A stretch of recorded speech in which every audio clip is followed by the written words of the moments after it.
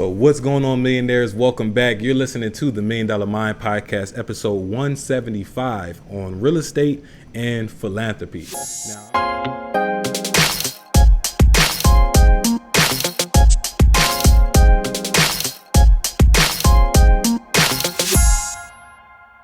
Now, I'm super excited to have this conversation. We have Randy Molland in the building, who is a real estate investor, co-host of the Go Big and Give Big podcast, which I'm super excited to learn more about Randy and talk about that as well.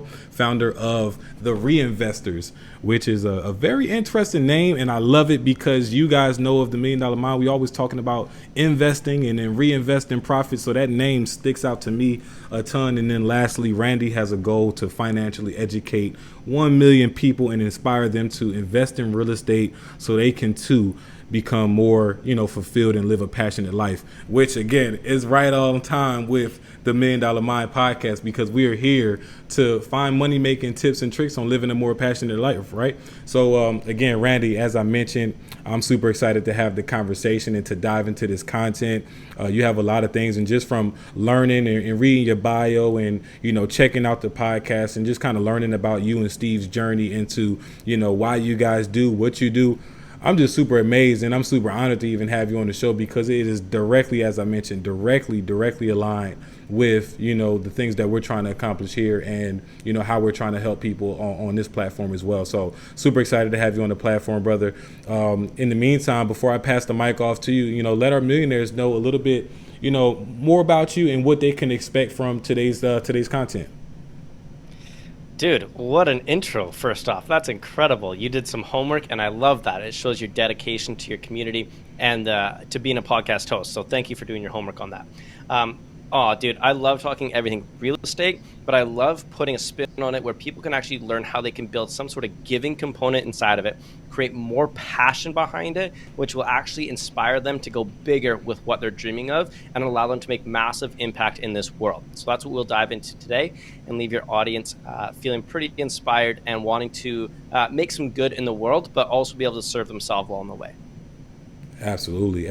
I love it. And for our millionaires that are tapping in for the first time, you guys hearing from Randy is a great first episode to listen to, because we're going to be talking about, mindset, real estate, money management, all kinds of things that are going to help you guys and give you a fresh perspective on, things that you can implement and apply to your life today, just to put you a little bit closer to where you want to be in the long haul. So welcome. And for our veterans out there who tune in every single week, welcome back to the Million Dollar Mind Podcast, the world's most trusted podcast for passion attraction. You are in the right place if you are here looking for tips and tricks for living a more passionate life. So, all right, millionaires, entrepreneurs, moguls, philanthropists, managers even, right? I want to encourage you to purchase my book, Lead from the Front, because it is essential if you want to learn how to be an effective leader, not just for others, but for yourself as well.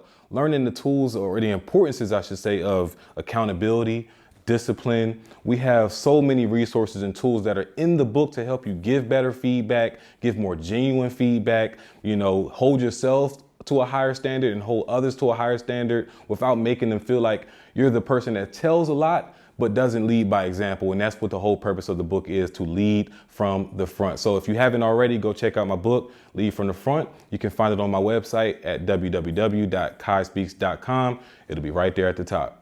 So Randy, that's amazing. And again, I'm super excited just to have you joining us, and, grateful for you to take out time out of your evening to join not only me, but our millionaires who will be tapping in, whenever this episode airs, which will be on Monday. So I'm super excited for that.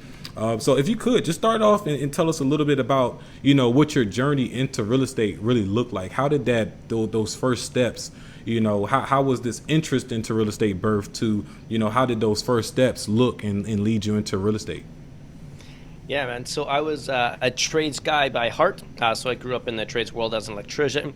And then I was mentored by a guy in the trade industry. And as we got closer to completing a lot more projects, we wanted to buy our company that we were working for. He unfortunately got in a tragic accident and passed away. And I was sitting there, he was 42 years old. He was one of my best friends. We worked together for 5 years.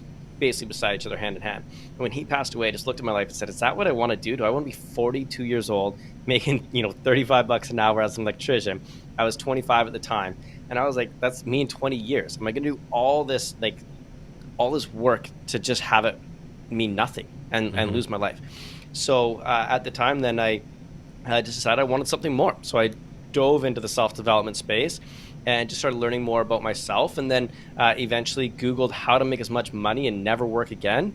Obviously, if you Google that, you'll find real estate, because that's where it's created the most millionaires, and a lot of people have created passive income and revenue and everything along the way. So I just 100% dove into real estate.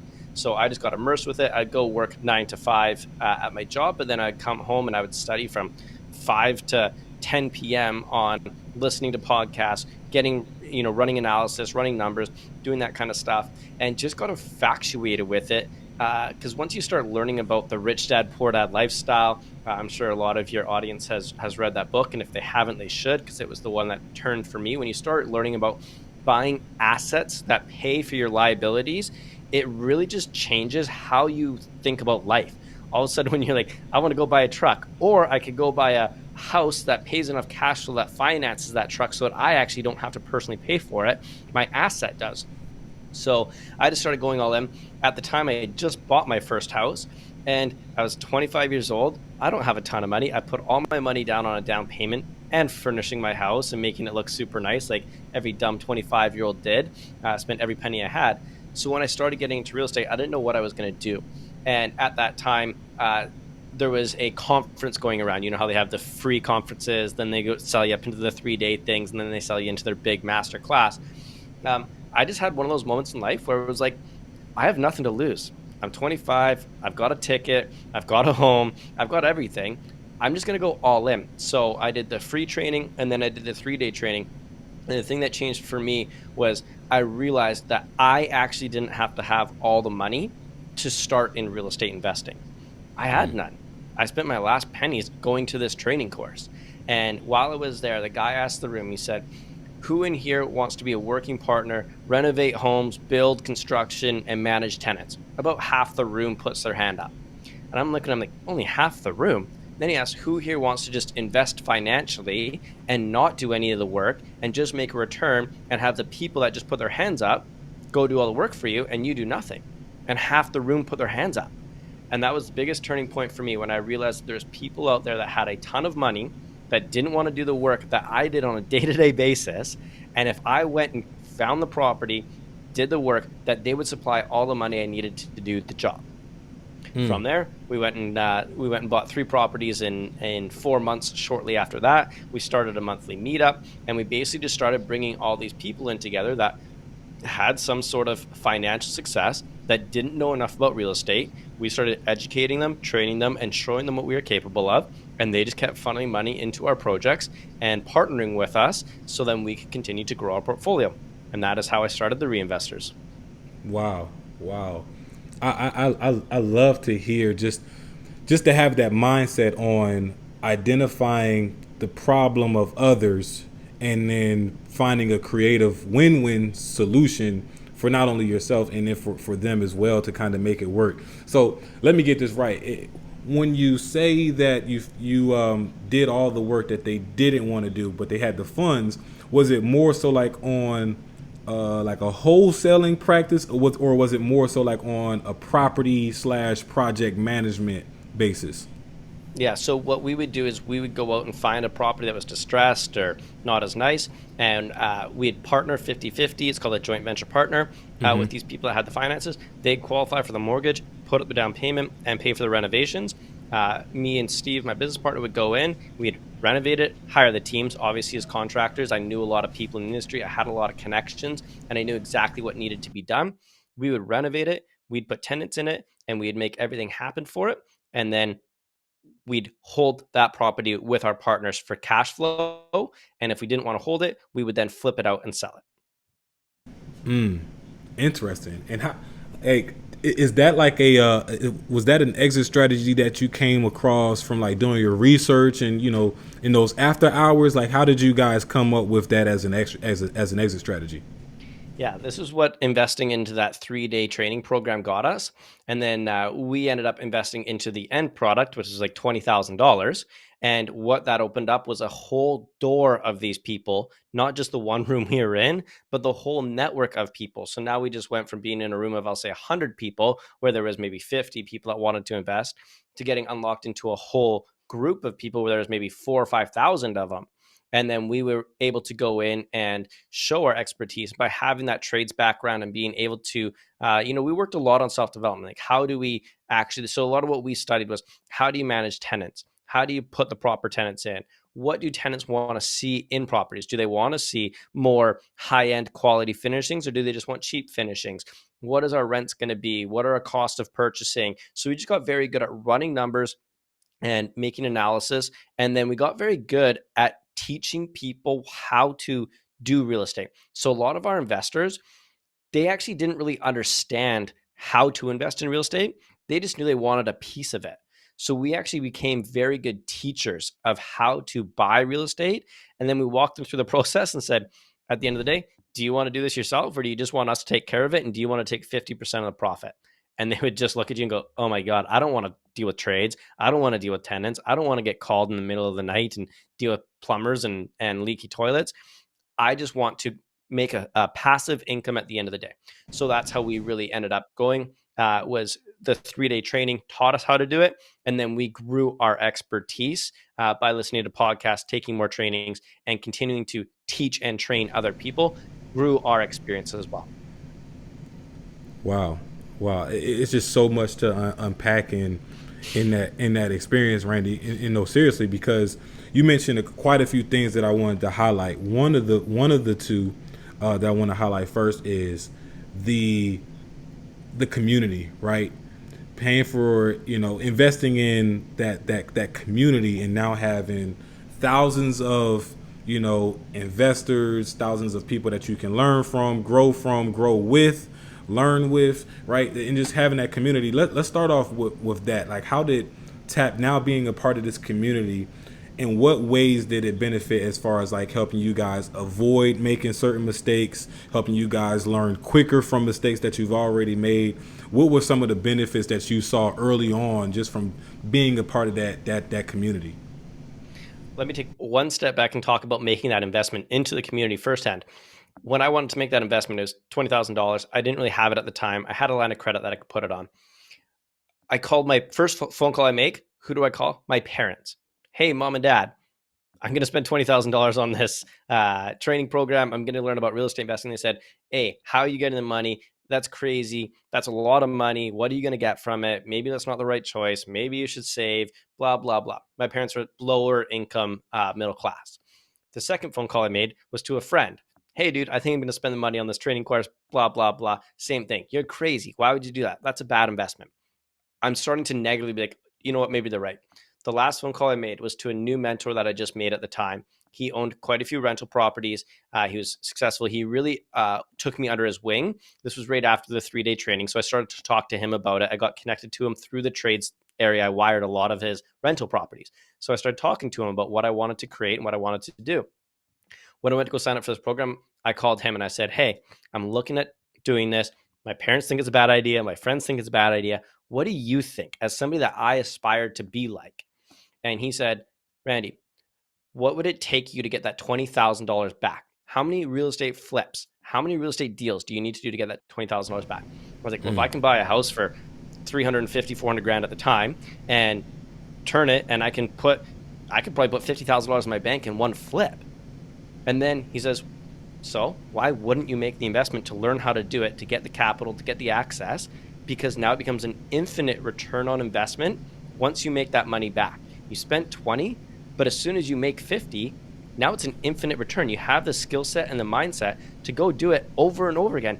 Even if you don't want to become a full-time real estate investor, you have the knowledge now to go through life with the ability to buy, flip, and make money in real estate. What a difference talking to someone who hadn't done it, my parents, but I trusted, that loved me and believed in me and encouraged me to do everything, to somebody I just met, but had what I wanted to, that encouraged me to take that step. So then I made that investment. Once I made that investment, I got surrounded by people that had spent $20,000 to be a part of this program. It eliminated so much riffraff. These were people that wanted to make money, people that are willing to do the work. So when you actually spend the amount of money, the other people in that room have to spend the same amount. Results drive results, man. Like, people that spend the money they're not going to spend 20 grand and just sit there and watch. Right. They want to get their money working. They want to get things going. So what that did is that just put us in a whole different category of people that changed they say you're an average of the 5 people you spend the most time with. My 5 went from being my friends that were telling me not to make this investment to spending time with people inside this community that just spent $20,000 to be a part of this community. I didn't belong there. I didn't have the finances to be there. I was just starting out. But what it did was leveled my game up to a point where I believed that I belonged there and that I could make this happen. And that making $50,000 on a deal was chump change and something that should be done on a weekend, in essence, right? People were just like all of a sudden that just became normal. You hear all these stories. It normalized it for me. So then we could go out and do it. And then all of a sudden you start thinking like, wow, I was going to make $50,000 last year working my entire life.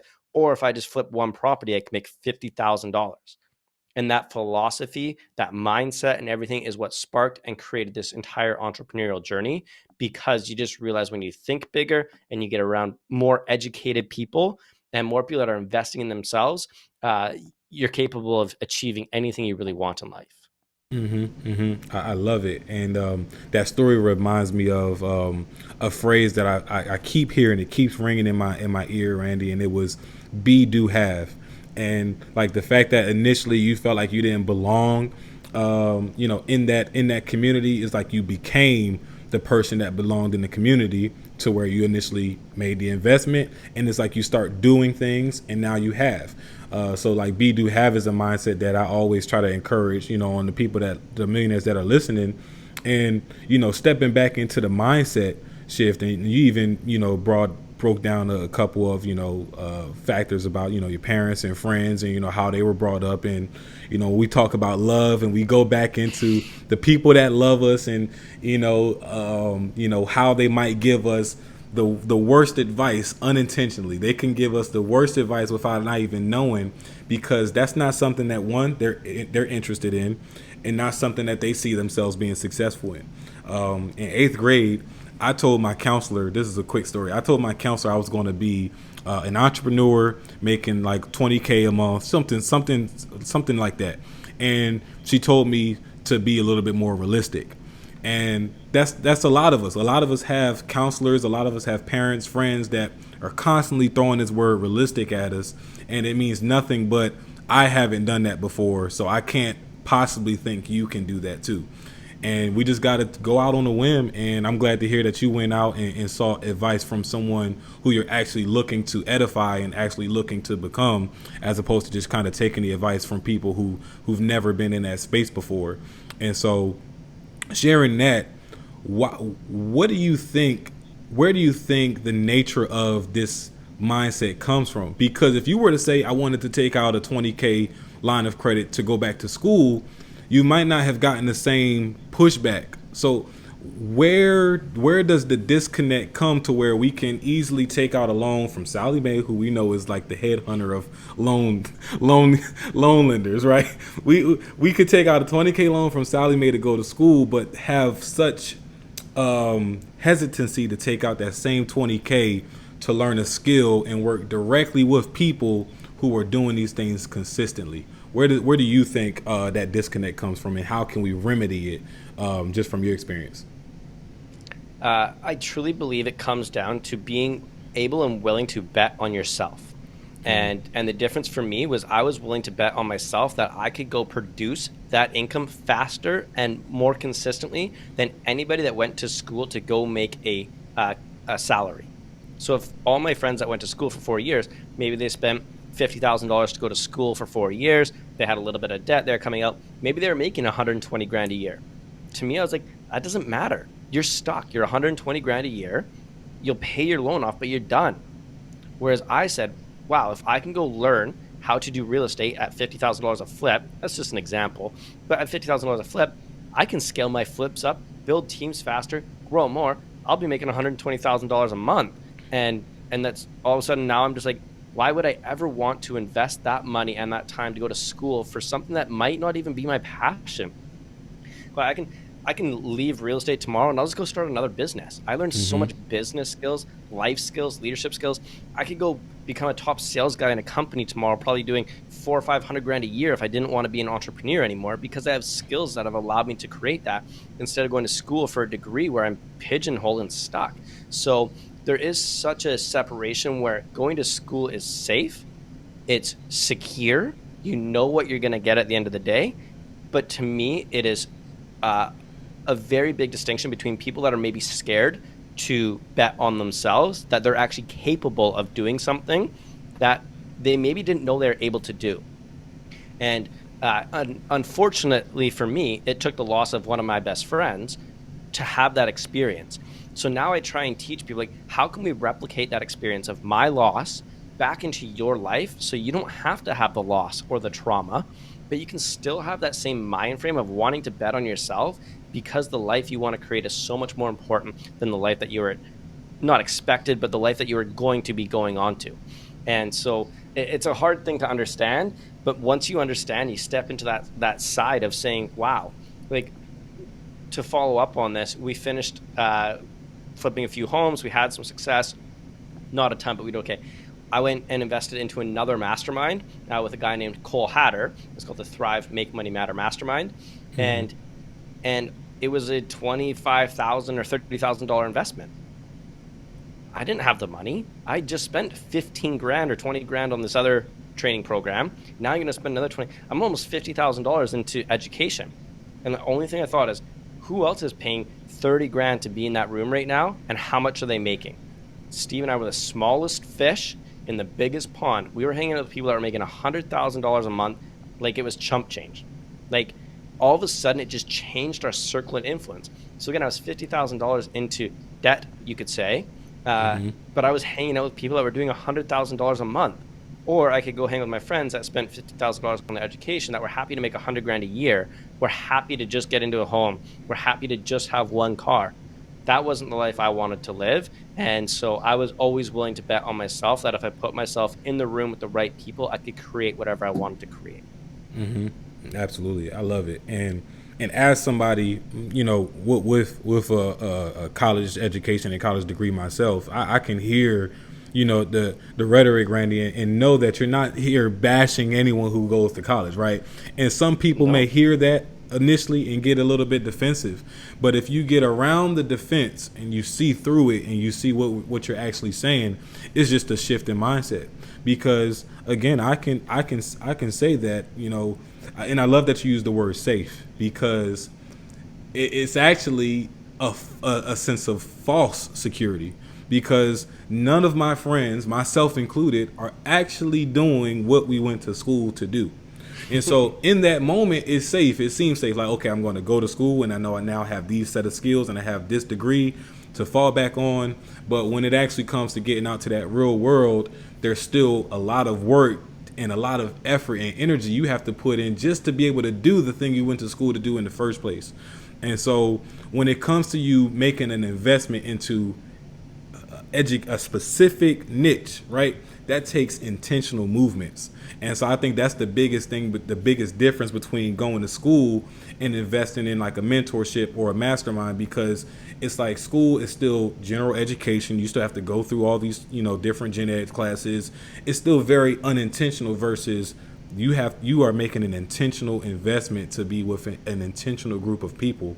And so going back to that phrase of betting on yourself, do you think that's something that people, if I currently am someone who doesn't bet on themselves and have a fear and cannot seem to bet on myself, is that something that can be taught? Or, you know, are there certain steps that people can make to get a little bit closer to it? How can we adopt this mindset and this principle of just betting on yourself? Everything's a muscle, man. It takes practice. I didn't start this way. I had some good skills, but I mean, I started in the electrical industry and was a journeyman electrician at 22 because I put the work in. Mm-hmm. And then once I decided that I wanted to go into real estate, I put the work in, and then I had to make that belief that I was capable of doing it. Do I believe that you can create that mindset? Yes. Do I believe everybody has the ability to do it? No. I think there are people out there that just don't have the ability to creatively think and trust that process. It's something that it's hard to explain. I think you either have it and you can leverage it, or you don't and you won't be able to. But I think the majority of people sit in the space where they have the ability to, but don't know how to or are scared to. And the difference for me was reading books, listening to podcasts, and taking action. I wasn't just sitting at home. I was out talking every single day to multi-millionaires, trying to get in front of people. I just believed that anytime I got in a room, somebody wanted to hear my story. I wanted to improve. I wanted to grow. And I don't know, man. They always say when the pain gets bad enough, that's when you're willing to make a change. Yeah. When your pain gets bad enough, that's when you'll make the change. So whether that's your financially, your family, your lifestyle, something's not good for you, that's when you'll make the change. And so to get to that betting on yourself mindset, dude, go watch David Goggins. Listen to his book. Learn about the guy. He's an animal, but he just knows that when he shows up, he is going to be the man. That's all he cares about is himself. He doesn't care about external factors. He's just showing up every single day. And that's what I can say to people is, honestly, the easiest way is to start physically. Bet on yourself. Go to the gym 5 days a week. Commit to it. Get the physical fitness that you want to get. That muscle in your brain, then apply it to the thing that you want to do. You can still work your 9 to 5, but what do you want to do? What excites you? Go learn, and this is the one thing I'll say too. You go to school and you learn how to be very good at a skill that isn't applicable for the rest of your life. I go to school in my mentorships and masterminds. I learn skills that I can use for the rest of my life anywhere. I learn how to be a leader. I learn how to be an entrepreneur. I learn how to be social. I learn how to sell. I learn how to, sell myself. I learn how to buy real estate, tangible assets, invest in stocks, all things that are life skills, not just like career-driven skills. And that is also the one thing I'll take away is that I can always pivot inside of what I've learned now because of this array of skill sets I've learned are so versatile in anything. Mm-hmm. Whereas a lot of my friends that went to school to become kinesiologists, they can only be a kinesiologist, and they learned how to study, but they didn't really learn how to run a company. They didn't learn how to be a leader. They didn't learn how to manage a crew of 10 to 15 people. Maybe they don't need to, maybe they don't want to, but if they want to make pivots in their life, they're gonna have to relearn those skills. I just learned them at a very early age at the beginning of my entrepreneurial career, and now I use those skills to pivot and change inside. And those are the things that I think allow you to bet on yourself, is being able to have that mindset and those skill sets that are going to last you forever, focusing on leadership, discipline, and execution. Mm-hmm. And all those skills as well naturally increase confidence. And the higher your confidence, you don't even start to think about betting on yourself. You just do. It just kind of, you just move naturally towards those things. One thing you did mention earlier on, Randy, was, losing a friend.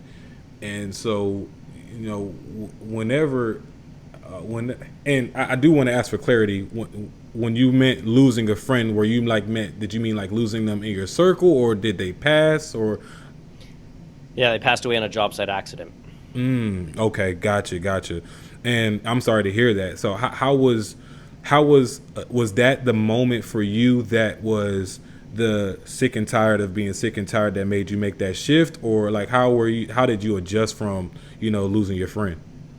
Yeah, it was the exact turning point in my life. So this mentor I had in the electrical space, every single day he told me, dude, you're so much better than being an electrician. I was obviously fortunate enough to be young in the industry, 25 years old, running crews, had a lot of success in that part.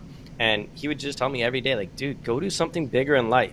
Look at me. I'm 40 years old, and I'm still here working every single day. I'm beating my body up. I make a few dollars more than you, but that's it. This is your future.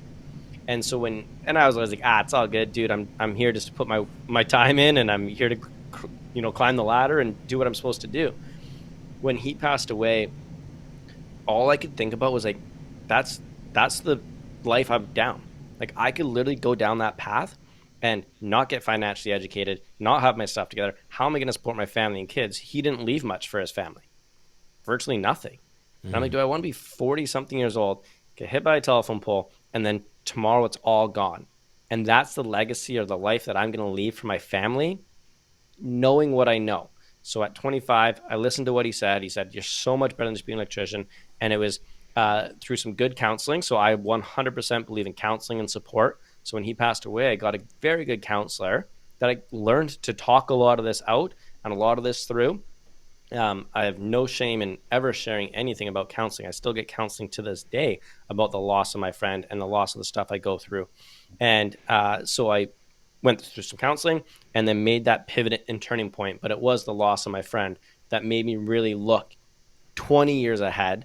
And once I did that, it wasn't just him. I looked at my dad. I looked at some of my, friends' parents. I looked at a lot of people in my circles and in my lives and went, we are all like, when you're in the trades world, you want to hang out with some of the most depressed, miserable people on the planet. Go hang out on a job site and hang out with a bunch of 40 to 60-year-old guys that complain about their bodies being tired, beat up, broke, and how they just are there for, they're there for the paycheck and the beer on Friday. When you start listening with a different ear, it really just changed everything. I would go to work, after he passed away, I'd go to the job site and I'd just be like, y'all are so miserable. I just lost my best friend. Like, what if your life was gone tomorrow? Would you be so miserable today? Same for my parents. I'm like, Dad, he was one of those trades guys. Dad, why are you so miserable? Go enjoy life. Like, you can literally lose it tomorrow. And so I just started noticing that. And that's when I really started to change my circle of influence. That's when it really happened. Why I loved hanging out with those people in the masterminds, because they're all living for tomorrow. They're living for today. Sorry. They're like, what are we going to do today? How are we going to change the world today? We're not slowing down. We're not stopping. We're making massive impact. We're going to do fun things. We're going to make, millions and millions of dollars so that we can live the life that we want to live, because it could all go away tomorrow instead of just being happy to make a paycheck on Friday and drink a few beer on the weekend. Well, thanks a lot for sharing that story. And again, sorry to hear about your friend. And I know it's been tough, when it first happened, and you might even still, have moments where it's tough even thinking about it and talking about it again. But I appreciate you for sharing that vulnerable moment, Randy. And so when you think about doing the things that are hard to make your life easy, that's what I think about. Is like, it's hard to invest $30,000 again. Like, it's hard to do these things that is not normal, especially in your circle of influence. It's hard to do these things, but you're a prime example of how doing what is hard on the front end makes your life easier on the back end, and vice versa, right? Doing what is easy, right? It's easy to show up, collect a paycheck, and complain, and just kind of do those things, and then it ends up making your life harder on in the long end. You end up being people who retire and have to come out of retirement to go back and work at Walmart. You see it all the time, and it's unfortunate to see that people have to go through those things, but it is ultimately the result of doing what was easy for your whole life, and paying it back at the end. So what would you say when you first came into real estate as a rookie? What was something you were really good at, and how did coaching kind of impact in those other areas that you weren't too good at? Man, the thing that I was really good at and understanding early on was financial literacy. I just tripled down on it, and there was something in my head that just understood, like, if I can go borrow money on a line of credit at 7 or 8%, and I can go make 15 to 20% on it, I make the delta in the middle. That is what we call an infinite return on investment, because you don't put any of your own money in. You borrowed money from the bank, you invested it, and then you made the delta in the middle. To me, that's makes a ton of sense. I went to my parents and said, hey, go leverage your house, take $100,000 out, and let's invest it into a property. And they were so scared, they couldn't even fathom the idea of pulling the money out of their property. But they also lived paycheck to paycheck. So I was like, guys, we can solve this paycheck to paycheck problem if you're willing to take a little bit of a risk on understanding what finance is, understand how you invest, why you invest, what's secure, what's safe, what's not, getting financially educated, and just making some good financial decisions.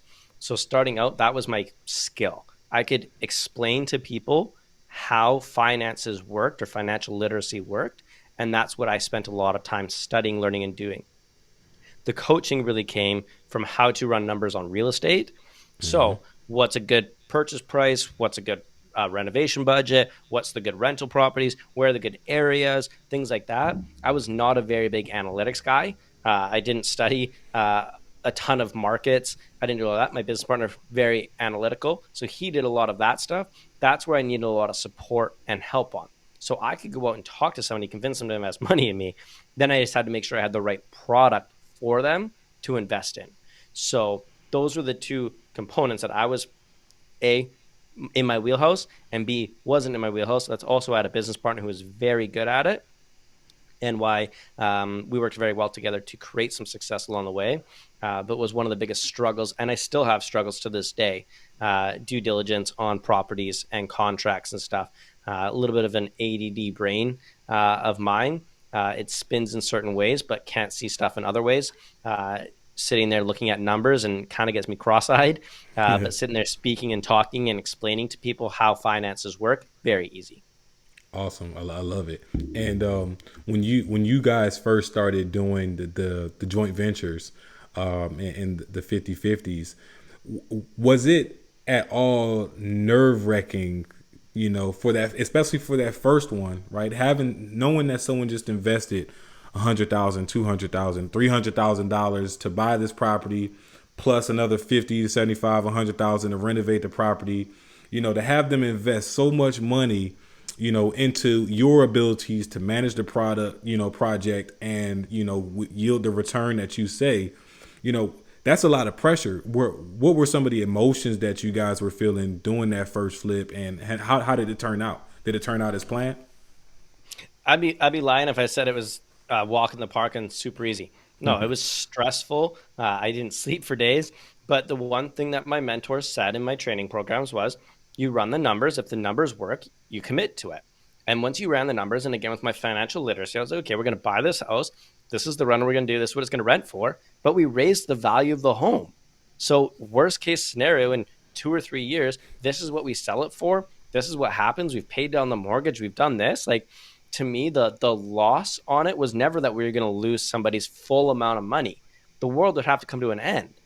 And obviously the markets we're investing in were hot markets. And we just kind of sat there and said, like, what's the worst that could happen? Maybe the absolute worst, they could lose, 20, 30, 40, $50,000 in the market we were in the way we were doing our products. That's just the product we were doing. And I was like, if that's my worst case, what's my upside? We could make hundreds of thousands of dollars. We could have incredible relationships, and I could change this person's life. Mm-hmm. This person trusted me to change their life with their finances. So to me, the upside outweighed the downside, and that's how we made the decisions to go all in on it. And our first property was a house with a suite in the bottom, and sorry, and it was honestly, it went as planned. We rented out the top for what we more than we actually expected. Rented out the basement for equally, if not more than we thought we had expected, and renovations were super smooth. And yeah, we honestly just got very lucky. We found a product in a market that hadn't really been touched, so a lot of people weren't buying them at the time, and we just hit some success with them. Ran off, and then once we had four under our belt, we gained a little bit of trust and a little bit of confidence to step into a bigger role. And at that point, that's when we stepped into some small multifamilies. So we bought a fiveplex, and that was a fun one because it was about a $900,000 purchase with $200,000 in renos. And at the time, we found a partner to do that all cash. So they wrote a check for $1.1 million to us. We renovated the whole thing, top to bottom, redid it all. And then when we refinanced our money back out, that partner only had $100,000 in the deal. So we're very lucky to be able to have that kind of success and be able to show that those numbers worked. And that was kind of like our flagship property that, hey, we can take $1 million from somebody and turn a property over, give them back all of their money except 100 grand, and then be able to continue to produce a lot of cash flow from the property. And that property we still own today has almost doubled in value. Awesome, awesome. Do you see you guys like borrowing the equity out of that property anytime soon to purchase another investment? So we actually just refinanced, and instead of buying a second property, my partner in there is actually a stockbroker of sorts. He's an accountant that plays in the stocks. So we actually leveraged, and we're actually leveraging that in the stock market. So we're hedging against real estate and the stock market together with one property. So if anything happens in the real estate market, we're balancing it with the stock, and same thing if anything happens in the stock, we're paying. So again, this is kind of cool. We're paying our debt with the rent from the property. So it's not costing us anything more. So if we actually lose that money, it just means we lose our cash flow. And when we sell that property at the end of the day, we'll get it back. So to me, it's virtually a risk-free investment because the property is able to pay for it. We can manage the debt on it very easily. And at the end of the day, it would just be a loss to the equity out of the property, not out of our pocket. Got it. Got it. That's very creative. That's very creative, and I'm sure that a lot of these creative, investments and these strategies are to the point that you invested in that mentorship some years ago, right? Totally, 100% of it. It's having mentors and coaches teach and train you. We like to say it just buys your time. I probably could have learned this by, man, you can get everything free. You can literally get everything free today. You can go on YouTube and you can learn anything you want. You can get it in podcasts. You can do whatever. But you just pay for proximity and you pay for time.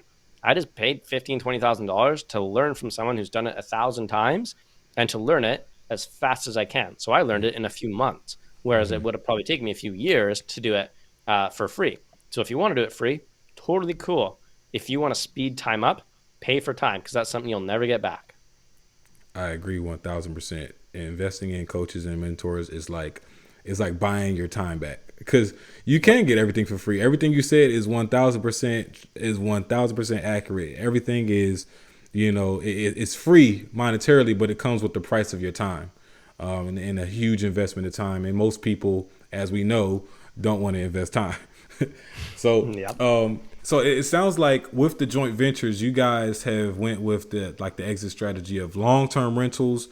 Have you guys also done other exit strategies? Like, well, I know you mentioned flips. How many flips have you done? Have you also done wholesaling? Talk about those other exit strategies and like the major difference, between the three of them for, our millionaires that are listening. Yeah, so we touched on different various parts of real estate. So we did some flips, we probably four or five of them off the bat, and then we got into a little bit of development wholesaling. So we go put land assemblies together and then go sell them to developers so they could build. So we did again. It's all about just doing due diligence. We found a part of a town that was changing their zoning to allow for higher density, and we went and put a bunch of properties under contract. And then once that announcement came out, we already had that property under contract and we were able to go sell them for a premium to people that wanted to develop on them. Once we started doing that, then we got into our own development. So we bought some of our own lots and then we started developing and then just small like sixplexes. And then from there, we ended up going into a partnership with a bigger developer where we're now doing like 30 to 50 unit apartment buildings or condo buildings, where our primary role inside our company is to raise the capital for the projects. And our developer's primary role is to actually build up. So we've kind of done a little bit of a zigzag and touched a lot of parts along the way. So we've, buy and hold. We've done some flips. We've done some wholesaling in a different way, but in similar ways. And then now we're into development, and we've also done a lot of capital raising for the projects. So we kind of touched on a bunch of different areas in the real estate Yeah. space. Yeah, I love it, and I love that. I love that you just like casually. Yeah, we developed a nice little small sixplex, but I could see why. Because then you mentioned building a 30plex, after that. So that's crazy to just kind of hear the numbers that you guys are doing when you guys started doing the wholesaling, or not even just the wholesaling, but any of the other exit strategies that you guys started to tap into. Were you just kind of stumbling across them, just saying, oh, we can make this work by doing this, by doing this exit strategy? Or was it kind of like an intentional game plan of tapping into these different strategies at a certain time? Everyone always says play bigger and make more money. You can, as you grow, you start understanding that like on bigger deals, there's more money to be had and it actually causes less risk. So when you're flipping a property on a single family home, you might have more risk because you have one property and you're, in the space we were flipping in, you're buying $300,000-$400,000 homes, but you're only making a $30,000 to $40,000, $50,000 profit. If there's a shift in the market, if it sits on there, if you have to pay financing, a bunch of things, you can lose that profit very quickly. As we got into the wholesaling, it was creating revenue quicker. So now we thought, hey, we have a little bit of buy and hold, which gave us some cash flow, but not an extreme amount. We are doing a little bit of flips that were a little bit risky, and you win some, you lose some. Wholesaling was, hey, this can just create some cash for us. So it was purely a cash play, and this is how we thought about it. Then we got into development. We realized, the sixplex was fine, but again, it's the same thing. The smaller the build, the more risky it is. We got into these bigger builds. Well, now we're starting to make $100,000 paydays just on the upfront purchase of the property, and then we have multi 6 figures to 7 figure paydays on the back of the properties. So now we actually started leveling up our game by playing in bigger pools that have more money. So it was the exact same concepts, the exact same things. We just realized, hey, if you go for the bigger products and the bigger games, there's more money to be had. And all of a sudden you go from being like, man, I'd be happy to make 10 grand on this project, to being like, man, if I don't make, $500,000 on this project, I'm probably not looking at it. And it was a quick escalation. And now that you just it's just leveling your game up every single time and trying to become the best you can at what you're doing. Absolutely, just leveling up and changing your standard as well. Because if you don't change your standard, you kind of find yourself coasting and being a little bit stagnant as well. So it's just kind of identifying that we deserve more, we can get more, and we expect more. Why is now? If you could talk to the people, Randy, why is now more than ever a good time to invest in real estate? Oh man, I don't know if we have enough time left on this podcast to go through all that. What we've seen is such growth in the real estate market. So obviously the entire time I've been investing, and for the past almost 15 years now, it's just been a straight up in the market. We're actually starting to see a bit of a correction and a bit of an adjustment here coming. And so I would challenge people that right now might not even be the best time to buy. Right now would be the best time to get educated. Right now is the best time to get educated about what is happening with the governments that is changing the real estate space. What rules are they putting in? What is happening with the federal bank? What is happening with the Federal Reserve? What does printing money do for inflation? How does printing more money cause more inflation? And what does more inflation do for interest rates? You need to get your head right around that stuff before you can go buy real estate, or else you're just speculating, right? You can go buy a property, but if you don't know what that property is going to do in 1 year, 5 years, 10 years, you don't really know what you're doing. So I would challenge everyone that's like, man, real estate, I'm going to get into it and I'm going to become a millionaire like everybody else. Back up, go start from the basic fundamentals of money. How does it work? Where does it go? What does it mean to get a mortgage on a property? What does it mean to get a private lender? What are the interest rates that people are lending at right now? How is that going to affect your property if the Federal Reserve raises their interest rates, 3/4 of a point like they did the other day, and then they want to take it up another full point? That's going to cripple a lot of people that have a lot of debt, right? And then once that kind of collapse comes, you'll see some opportunities come available. Now, that's going to start at the top of the market and work its way down. So if you're buying houses in the lower income right now, like if you're trying to buy a $400,000 or $500,000 home right now, it's still a hot market because people can barely afford that because inflation's so high. People are just trying to survive. Everything's risen so much. It's going to be hard. But if you're looking in the, mid 700-800s, you might start finding, and that's my market now, you might start finding stuff that's $50,000, $75,000, $100,000 on discount. Well, now you can actually start seeing where there's some benefits there. Could I buy something like that, rent it out? Can I take advantage? Can I flip? Can I go find something that's undervalued right now, put some work into it and still make some money? But you have to understand markets, you have to understand money, and you have to understand interest and what the Federal Reserve is doing. Got it. You definitely have to do your market research. And so right now, with this being a very tricky time and the not just real estate, but the economy, would you say, so if let's say someone is, a beginner, not really knowing too much about real estate, they just know that they have been saving up money and they know they want to buy an investment property. So they have some money saved up. Are you saying that in this market right now, it would be wiser to take that money and invest in unless they're okay, because I'm just thinking about all the time you have to spend learning about money, how it works, inflation, all that stuff that you just mentioned. I'm just thinking about the time that I would have to spend investing in like YouTube and all that other stuff, when you could probably just invest in someone like you know, to kind of just teach you that stuff. Would you say it might be wiser to maybe find a coach or a mentor and invest in them over just jumping right in and investing in the property, even though you have it saved up right now? 100%. Unless you have multi six figures just chilling in your bank account that you're comfortable dropping and losing. If we're talking to people that maybe have 50 to 100 grand that are like, hey, I'm going to get into an investment property right now. I mean, again, it becomes on betting on yourself. Is this something where you're like, hey, I just want to buy a property and that's just one property and that's it? That's all I'm going to stomach. That's what it is. Cool. You can go study on YouTube, learn a little bit. You can probably make an investment. If you hold that property long enough, you're going to make money. There's no doubt about it. The thing is, if you actually want to produce revenue from it, if you actually want to build wealth, if you want to make financial freedom from real estate, then you invest $50,000 into coaches, trainings, and mentors, and you go make $1 million. That $50,000 investment becomes so small and minute in the grand scheme of things that right now, you listen to any real estate guru, all they're doing is just stacking cash. They're liquidating. They're getting as much credit as they can. They're getting ready to just go on a buying rampage. So that's what I would say. If you're looking at just buying one property and it's kind of like, hey, I just want to get one property and that's going to be my first rental property and we'll see what happens. Totally cool. Study, learn, research. Just do what I said. Study the banks and study some financing and study your markets. If you're actually looking to create financial independence or financial freedom from real estate as a tool, I would invest in some mentor training or coaching to learn how you can take advantage of this market, because it might cost you what it might. Like me, I put zero of my own money into my entire portfolio. Zero.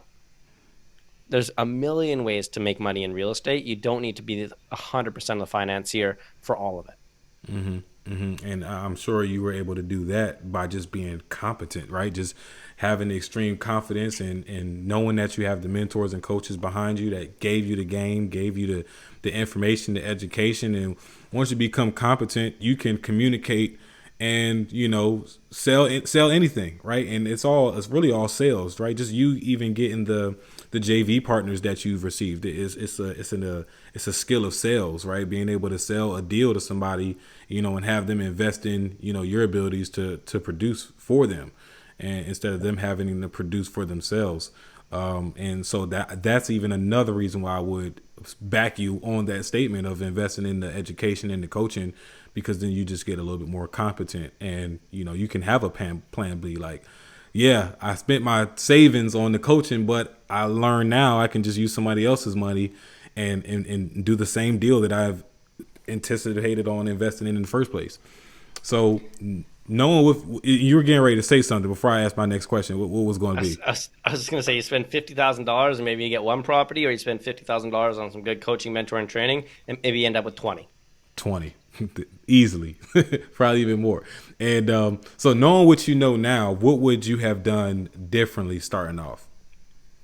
I would have spent more time on creating revenues. I probably would have stayed in my job longer. One of the hard things for us was that we went into cash flowing assets, which is great on single family. But when you're only making $500 to $1,000 a property and you're splitting that with partners, it takes a lot of $500 properties to get to a point where you're financially free making paychecks. As we grew, our management got bigger and we had more expenses and we had to hire somebody, but we weren't making enough revenue to pay ourselves, so we had to pay our employees. So what I would do is I'd spend either a little bit more time in a job getting everything organized and figured out to start with. And I'm not embarrassed to say that. I think too many people try and leave their jobs too early, like I did, and didn't have a plan, didn't have an execution, and living broke for 3 years trying to build a company sucks. I'll tell you that for free.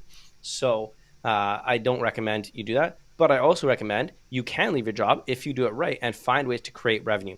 Build sales would be something I'd completely do differently. Create revenue and probably hire sooner. One of the things that we did is we just tried to take it all on. And if we had It all comes back to sales and revenue. If you have more sales and more revenue, you can hire more employees. So we would have found a way to make more, we call it active income. So wholesaling, flipping, building and scaling those companies up so you can actually generate more revenue instead of staying small with just Steve and I. We couldn't scale, which means we couldn't get the revenues we needed to actually hire people, and weren't able to do that. So those are the few things that I would do differently starting out, because it was quite a grind for us to get to the point where we are at now. Yeah, yeah, definitely. It sounds like it will be quite a grind, and it's interesting to hear you mention, staying at the job longer, because as you mentioned, that is something that we can get a little bit too antsy, in doing, and even myself included. With my experience, I thought that I was making the best decision. When I stepped into entrepreneurship, I was still working my job, and then I thought, oh well, I'm replacing my income from the job. Let me quit and focus on the full time, and I can probably double or triple that income. And it worked for a little bit, but then there's these seasons where income slows down. Like every industry has a season where you might expect to get 30 sales, and then all of a sudden you're in a season where you're getting 10 sales a month, and it's crazy. And if we don't account for that, you can be in trouble. And so when do you know is when do you know is a good time to transition out? Like, how do you know is too long or too short to be at this job, knowing that you're grinding, working towards something else?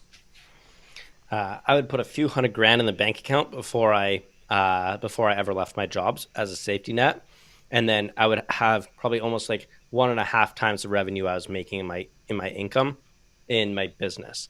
And honestly, the if you want to become an entrepreneur, there's a big difference. Becoming self-employed means cool. If you make 80 grand a year now, you can go make 80 grand a year as self-employed. Eventually, it's the same life. The You job. still work full time. It's still a job. You're just doing it for yourself, which is great.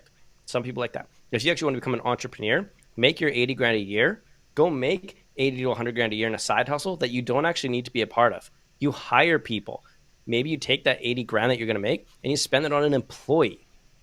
And now you've got an employee growing your company with you while you're still getting a paycheck from your company. So you actually don't need to be in your business every single day, grinding it and hustling and doing it.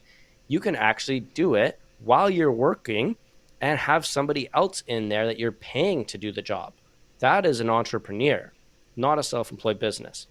And a good example of that is my friend's going to create an electrical company right now. He's getting paid 85 grand a year to work for a company right now.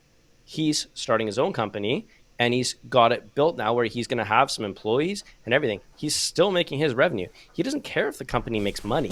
He's like, I gotta pay my employees.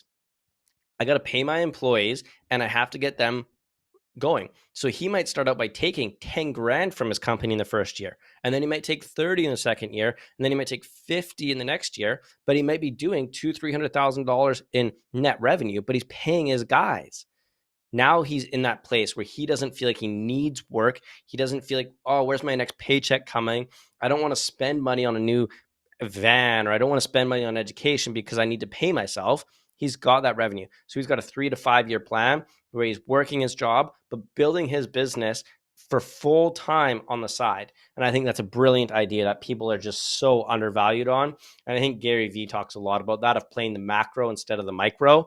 Playing the macro is like, man, if you're going to have a company, start building it right from the beginning. Have employees, take all your money, invest it back into the company while you're still getting a paycheck, and don't try and be a hero like everybody else and just leave your job because you can.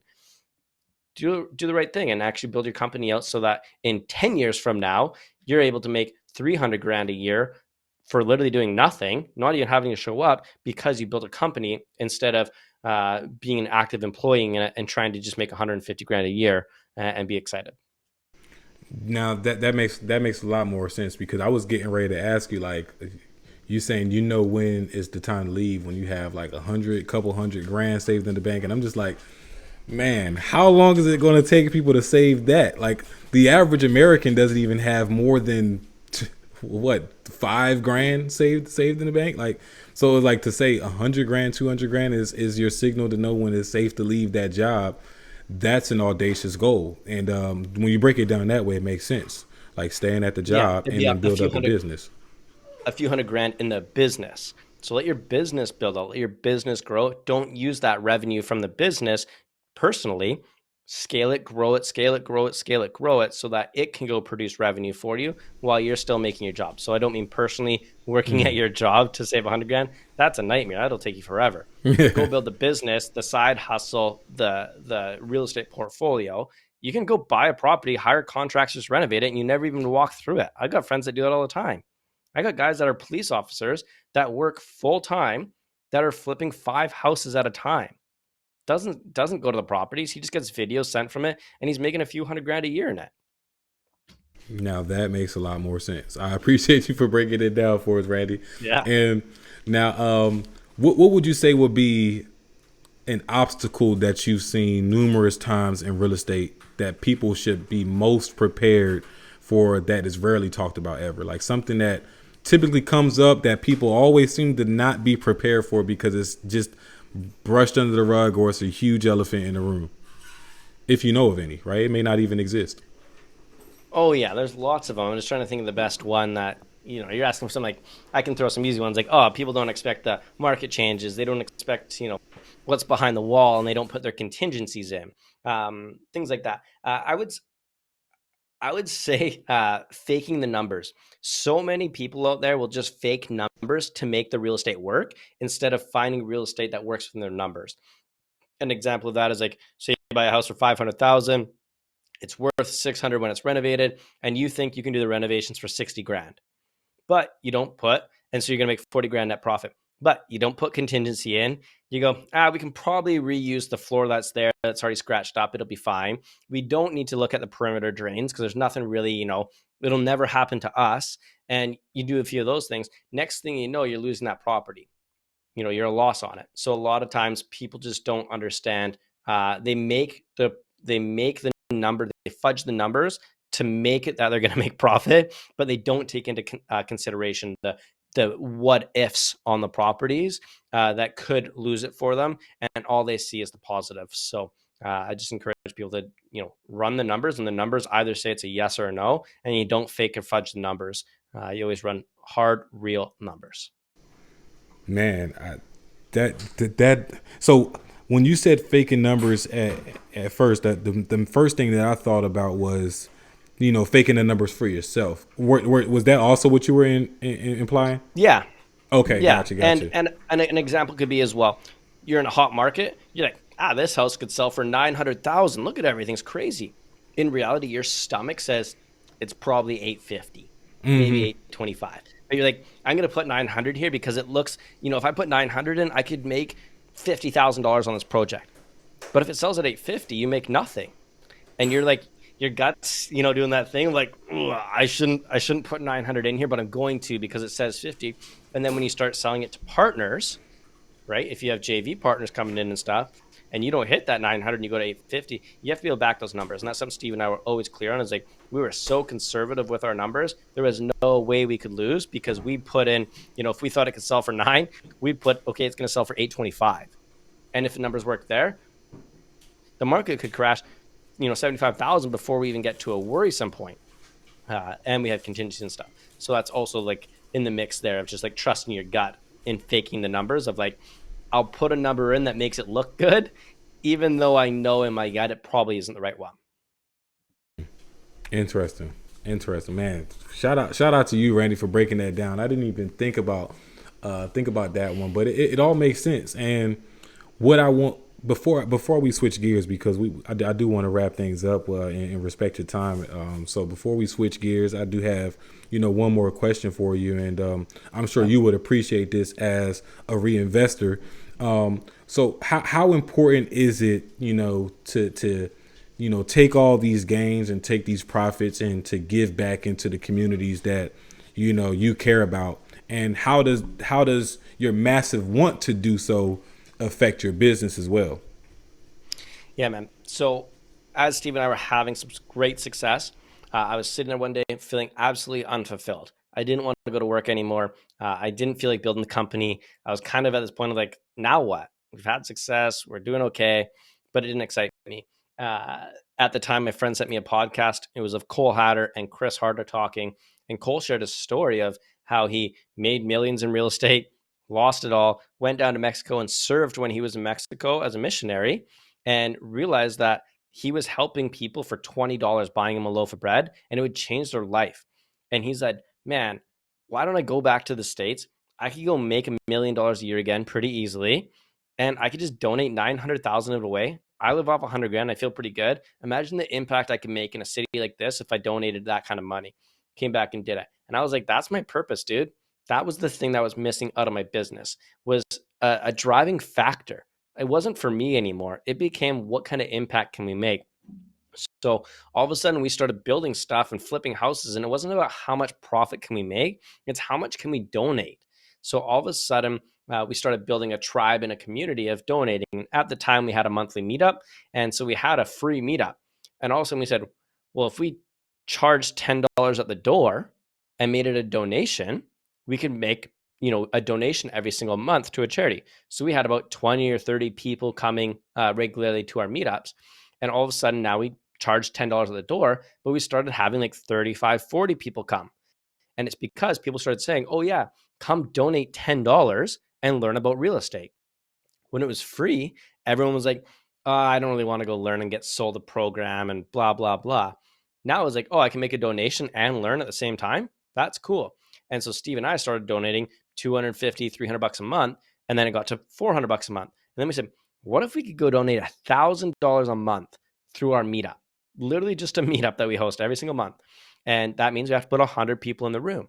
We accomplished that goal, no problem. And we just mass sold everybody saying, we want to donate $1,000. Come learn real estate and donate $10 to our cause. All of a sudden we were selling a mission. We weren't selling what we were trying to sell or inspire people to do. And when we hit that point, we just built this army of people that truly believed in us and what we were creating, because we had such divine and fire-driven purpose that we wanted to make massive impact and donate $1,000. Like, think of a charity. We're donating to a smaller charity in town. How $1,000 a month can make a massive impact on a smaller charity. And so by just hosting a meetup, we did that. So then we've taken that and we've applied that into our real estate. So every development we do now, we donate a portion to different charities. Every rental property we own, we donate a portion of our monthly revenue that we make from the properties to charities. And every business, we run a mastermind. Any member that signs up, we donate a portion of their memberships to charities. And it's just given us a whole new purpose. And the mastermind's another good example. We have 30 or 40 people in it. It was like, sweet, this is good. Maybe we donate $100 per person, $3,000 or $4,000. When it was like, well, what if we took that up to 75 people and now we could donate $7,500 instead of 4,000? Now we're driving up our membership based on how much can we donate instead of how much do we actually want to make as owners. And it's exploded our businesses tenfold on the back end, because people just love supporting us, knowing that we're doing good in this world and trying to make a massive impact along the way. Man, that's amazing. And again, shout out to you guys for just being creative in ways to just not just produce results for others and to create win-win situations for partners, but creative ways to give back as well. That's a super creative way to give back in two different ways. Give back to the to the nonprofit that you're partnering in, and give some immense value to your attendees for just $10, right? $10 to come learn real estate from these guys. Sign me up, right? sign me up. That's amazing, though. So, Randy, I do want to. Yeah, go ahead. If you have a business now, you're looking to get into business, and you aren't building a giving component into it, you are not going to survive in the industry, because that's the way the world is going. Think Tom's Shoes, 10 Tree Clothing, anything like that. People want to buy from companies that are doing good now, and we're just bringing that same feeling into real estate and leading the path for real estate developers and capitalists to be looked at in a different light, that we're actually using our product in real estate to give back and make good in this world. Instead of selling a tangible product like a shoe, we're just using that in the real estate space. But I will tell you, man, if you don't have a giving component inside of your business, you're going to get wiped out, and we're going to come for your clients, because our businesses are making massive impact in this world. So just a heads up to your audiences, I'm coming for your clients if you're not importing some sort of social impact into your business, because that is the way.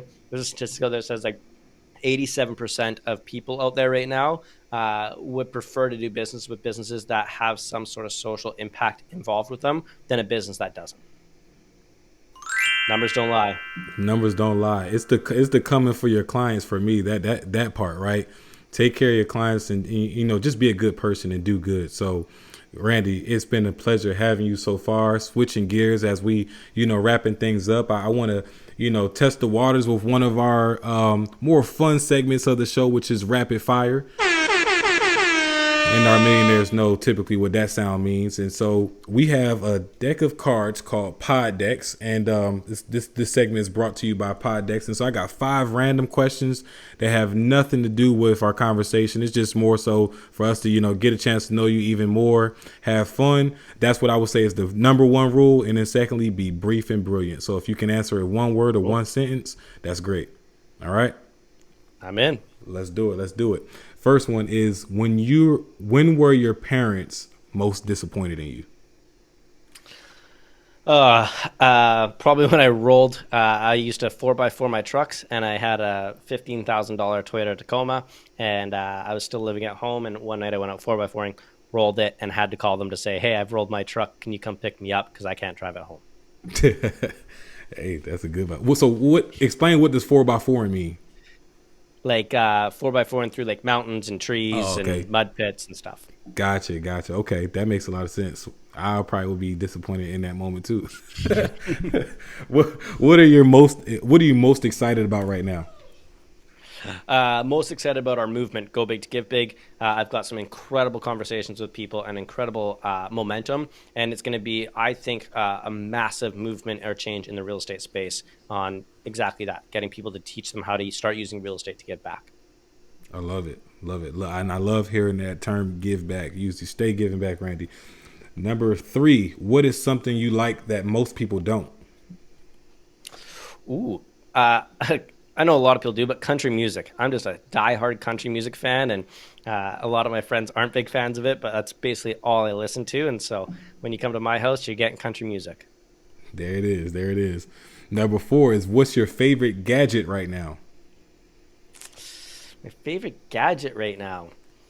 Oh, I'm honestly going to say my AirPods, because I absolutely just live in them right now. And I just got a new puppy, and it's the best thing in the world that I have no wires, no nothing, and I'm able to still do everything in life with a puppy nipping at me all day. There it is. Awesome. And then we got this last one. If there was a sandwich named after you, what would be on it? Oh, I'm a big fan of the turkey, the stuffing, the mashed potatoes, the cranberry sauce, the whole turkey dinner put into a sandwich. That's my jam. That's everything I ever wanted in life. That's interesting. That actually doesn't sound too bad. A Thanksgiving sandwich, but that Thanksgiving sandwich will be named after you. Okay.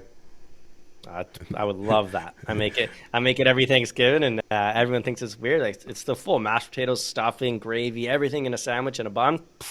It's killer. It's lights out. Man, I love it. Well, Randy, I appreciate you for having some fun with us. I got 2 more questions for you before we part ways for the evening. And that first question is going to be still a little bit of a fun one. It's a red pill, blue pill scenario, and I like to ask our guests every single episode, to kind of now put the ball in your court to ask our millionaires a question and give them some call to action, right? So if you can give us a red pill, blue pill scenario, what does that look like? Oh man, that one caught me off guard for sure. Red pill is, here's one that we ask our guests. Red pill is you get to donate $1 million to your charity of choice. Fatty $1 million check. Blue pill is you get to go spend 2 weeks serving out in the community and helping people in need. Which one do you want to do? I really like that one. I love it. And so what I'm going to do with that, Randy, is I'm going to put that one in the polls, both on Spotify, in our Facebook mastermind, and I'm even going to ask that question in our Instagram story as well, and make sure I could tag you so people can engage with you as well. But millionaires, you heard it right here. What are you doing? Are you taking that red pill, and are you going to donate a fat $1 million check to the charity of your choice, or the blue pill? serving 2 weeks. And what was the specifics of that servitude? Just like going and serving, like I'll say a nation in need or somebody that, just being out there physically helping others. The example maybe is like you go on a plane and help people in Haiti or something like that, or you serve, the homeless in your community or something. So just somewhere where you're actually serving versus just donating money. Got it. Got it. I love that red pill, blue pill. So there you have it, millionaires. Go ahead. That's a question we ask all of our guests on our podcast is would they prefer to do that or that? So I think it's a perfect one for your audience. Yeah. And speaking of the podcast, tell us a little bit more about, how you guys came with the name Go Big and say Go Big and Give Big. Go big to give big. Yeah, basically it's inspiring people to go bigger with their dreams and goals so they can give bigger with their profits. Came from our meetup where we said, man, if we could start putting more people in, we can donate more money. If we can go buy more real estate, we can donate more to people. And our podcast is just all about inspiring 6-figure earners to become 7-figure givers. So we bring our guests in and we just have them hammer down on how they're going bigger with their dreams and goals and their businesses, and then what they're doing so that they're giving bigger on the back end. So we kind of mix both the Go Big and the Give Big inside of podcast, and it's lights out. It's lots of fun. Lights out. I love it. I love it. I love it. Awesome. Well, guys, make sure you guys go check them out on the Go Big to Give Big podcast. And I'm sure you can get a lot of gems from there as well, even if you aren't a 6-figure earner as well. Just listening to how 6-figure earners are becoming 7-figure givers. You told me, you asked me that question. I'm like, I'm already signing up and I'm already listening and going to check you guys out. So, man, one more question for you, Randy. You are, in your next meetup, and you happen to stumble across an 18-year-old version of yourself, spitting image, and they come up to you for some advice. What would be some advice you would give 18-year-old Randy? Go study self-development and study sales. Go get a sales job and just learn how to make sales and make a boatload of cash in the sales industry.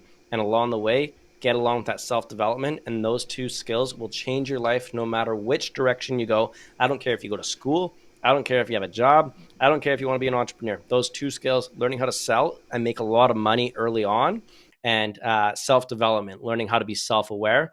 Those 2 skills will absolutely take you as far as you want to go in life, and nobody can ever take them away from you. 1000%. I got to drop this one more time for that because that's a gem. That is a gem. Awesome. Well, Randy, it's been a pleasure having you again. I appreciate your time, your energy, and your effort, and just being here with us, and giving us 100%. Now I want to give you this space to plug yourself in, tell our guests a little bit more about where we can find you, what you're excited about. I know you shared a little bit about that, but now's just the time to tell us a little bit more. Yeah, man. You can find me anywhere on social media at Randy Molland. I'm sure you'll tag that somewhere. Reach out to me. I love connecting with listeners and people. And then the thing right now I'm just stoked about is our podcast, just the Go Big to Give Big podcast.